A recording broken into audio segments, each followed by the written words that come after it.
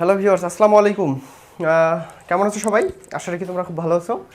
তো আশা করতেছি যে তোমরা হাফ হেডারের যে প্রিভিয়াস ক্লাস আছে তোমরা সেটা করে আসছো। আজকে আমি হাফ হেডার সম্পর্কে দ্বিতীয় ক্লাস নিব। তো চলো কথা না বাড়িয়ে শুরু করা যাক।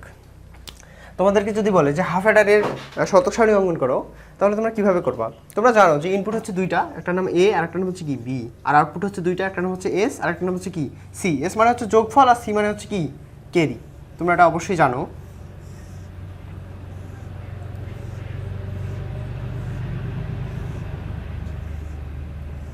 তাহলে তোমরা এগুলো তো সাজানো অবশ্যই জানো, 0 1 0 1 ডাবল 0 ডাবল 1।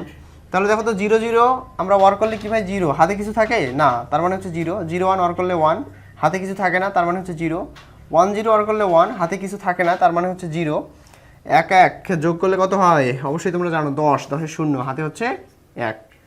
তোমাদেরকে আমি কিন্তু সত্য সারণী থেকে সমীকরণ বের করা শিখিয়েছিলাম, তো তবু আমি আজকে রিপিট করতেছি। তো দেখি কিভাবে আমরা সত্য সারণী থেকে সমীকরণ বের করতে পারি। তোমরা নিশ্চয়ই জানো যে আমরা যখন সত্য সারণী থেকে সমীকরণ বের করি তখন আমরা আউটপুটের মাধ্যমে ইনপুট বের করি, ঠিক আছে? এখানে আমাদের আউটপুট হচ্ছে দুইটা, একটা হচ্ছে এস আর একটা হচ্ছে সি। তাহলে আমি প্রথমত এসটা বের করে ফেলি। দেখো এস, আমি প্রথমত খুঁজে বের করব যে এস এর কোন কোন ঘরে 1 আছে, এস এর কোন কোন ঘরে 1 আছে। তাহলে দেখো তো কোন ঘরে 1 আছে। এস এর এই ঘরে 1 আছে, এই ঘরে 1 আছে। তাহলে এইখানে হচ্ছে তোমরা অবশ্যই জানো 0 মানে হচ্ছে কি বার, আর 1 মানে হচ্ছে বার ছাড়া, মানে শুধু বি। আমরা একটা রো শেষ করে ফেলছি, তাহলে পরেরটাতে গেলে প্লাস হয়।